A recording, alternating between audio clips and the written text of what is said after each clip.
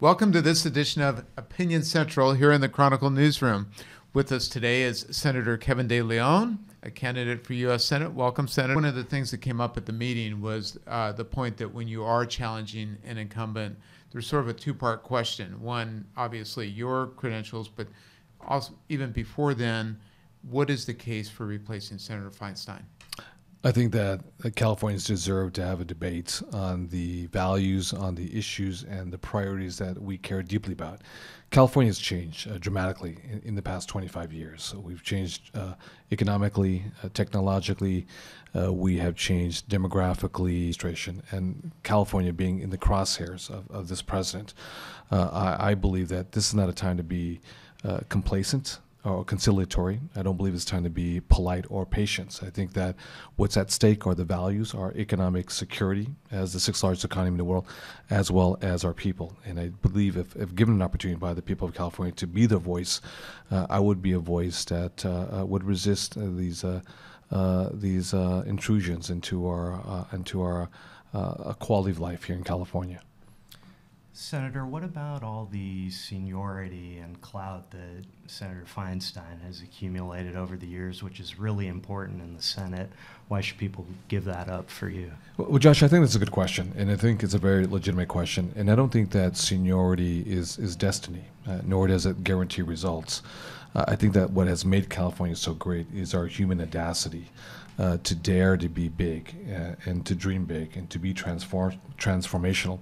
It's not congressional seniority. One could argue, I think, that two of the biggest accomplishments of the incumbent senator are the assault weapons ban and the Desert Protection Act, both accomplished in 1994.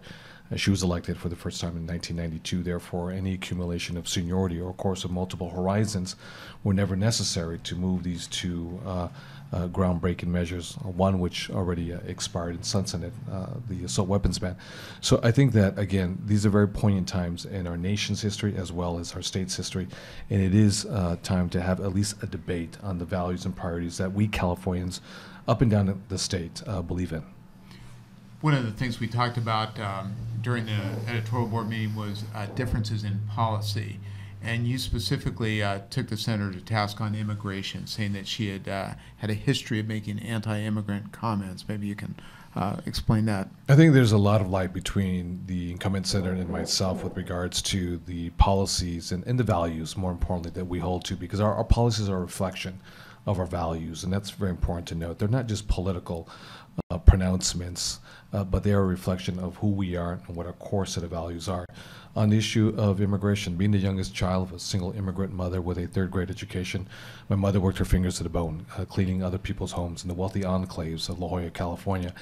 And, you know, I believe that immigration has been good for California and for our nation. It adds to our diversity. We celebrate our diversity, who we are.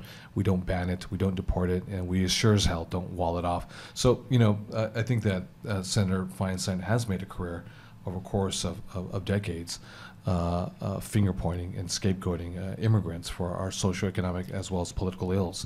That is a reality. I think for the very first time when we contrast a different type of voice, that's what has excited a lot of voters up and down the state of California. And it's not just the issue of immigration, whether it's the issue of going to war and committing our troops to war across the seas, whether it's Afghanistan, whether it's Iraq, I believe, and speaking also with a lot of other folks in the U.S. military, we're not safer as a result, and our enemies have become much more emboldened in the Middle East. So these are very big decisions that are made on our behalf as Californians in Washington, and I think that one of her biggest strengths is national security, and clearly with the most decisive and expensive call when it comes to our national security, at least in a generation, she made the wrong call. Senator, you presided over a rather well-covered scandal in Sacramento where a number of women in the chamber you presided over, the Senate, as well as the Assembly, complained about inappropriate behavior and working conditions there. Does that reflect at all on your leadership?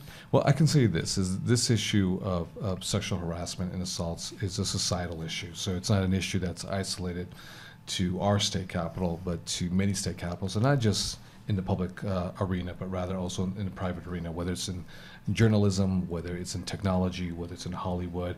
It's a deeply rooted societal issue that we as a society, but especially men, have to root out.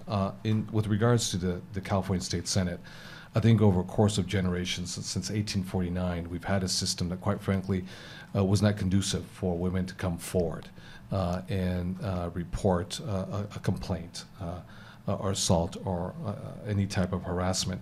But we've changed that, and I'm really proud of what we've done internally with regards to changing the processes where we've actually outsourced all investigations to an independent law firm. We've established a 1-800 hotline, as well as contracted with 2 nonprofit agencies that specialize and deal with individuals who are victims of domestic violence. So I think when the dust settles, what we've established in the state Senate will be used as a model for the rest of the country.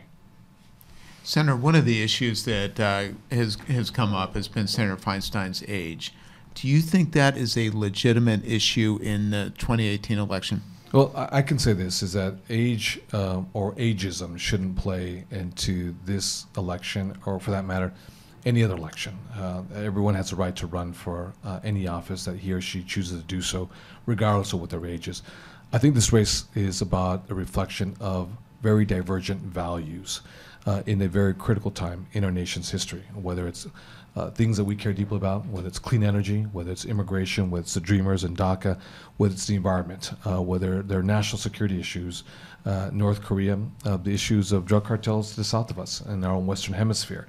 So this has less to do with age or ageism and more so about the issue of different values that the contrast, I believe, couldn't be bigger. So I say, hey, it doesn't make a difference who you are and where you come from. It doesn't make a difference your age. You have every right to do what you want to do. If you want to throw your hat in the political arena, please do so.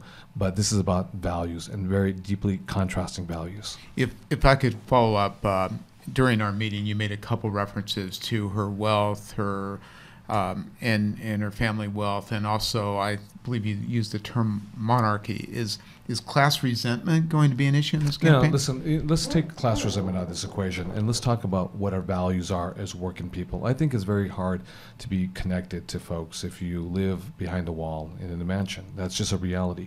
I think that's why we should have this debate on values, on priorities, and ideas that really uplift the human condition for all Californians, whether you live in the Bay Area, whether you live in the Central Valley, in Southern California, or on the Central Coast. I think that we need one coherent vision for one California, and I think that oftentimes over a course of many decades, you can become very disconnected to the reality of what's happening in your own home state. You've made no secret of your desire to be a less centrist, more democratic, liberal kind of Democrat, but you're going into an environment where there's a Republican president, the Senate's really likely to be Republican majority. How are you going to get anything done in that environment? Well, Josh, contrary to perhaps popular belief, I have worked closely with Republicans. As the leader of the California State Senate, I have landed some major policies that are transformational, working with trust, with honesty, with transparency, rolling up the sleeves and working hard in negotiating deals with my Republican counterparts, whether it's the transportation infrastructure measure, which will have $5 billion in perpetuity on an annual basis to grow this economy and retrofit our bridges, our roads, and our highways, whether it is the reauthorization of the Global Warming Solution Act, SB 32, which comes from AB 32 from 2006, a transformational measure, whether it is the extension of cap and trade, for example, or No Place Like Home, $2 billion to deal with the issue of chronic homelessness among our mentally ill in California. That's not a partisan issue. It is a nonpartisan issue, and I have proven results working with Republicans. I'll never shut the door to the idea of working, or the responsibility of working with Republicans to find deals. But let me underscore one thing. I'm not foolish also to think that you can find a deal with someone like President Donald J. Trump. I wouldn't allow myself to be used as a prop with him, whether it's the issue of the Dreamers or the issue of guns. This is an individual who can't even find a deal with Republicans himself. So I think I have enough experience to understand who wants to work out a deal and who doesn't want to work out a deal, regardless of political ideology, partisanship, geographical origins. My goal is to do everything within my power to represent the people of California to the best of my ability, and make sure that we can prosper and actually use the California model for a national model to show that we actually have grown our economy in the clean energy space, for example. So if you live in coal mining country, I think we can do the same thing, because it doesn't make a difference if it's extraction of coal or fossil fuel or clean energy. A job is a job. And every American, every Californian wants the ability to have a job, to put a roof over their child's head, to put food on the table and clothes on their backs. Thank you, Senator Kevin De Leon, for joining us this afternoon. I also want to thank my colleague Josh Golke and our executive producer, Brittany Schell, and thank all of you for joining us on this edition of Opinion Central.